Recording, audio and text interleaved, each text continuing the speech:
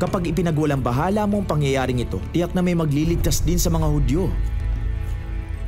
Ngunit malilipol ka at ang iyong angkan. Sabi pa niya, anong malay mo? Baka nga napunta ka rito sa lugar na ito para magamit sa ganitong uri ng pagkakataon.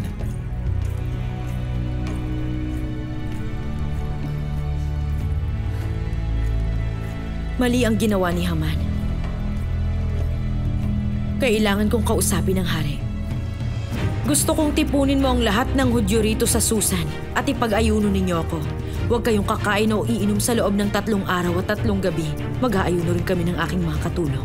Pagkatapos, pupunta ako sa hari. Kahit ito'y labag sa batas. Kung itatapat sa akin ang gintong setro, mabubuhay ako.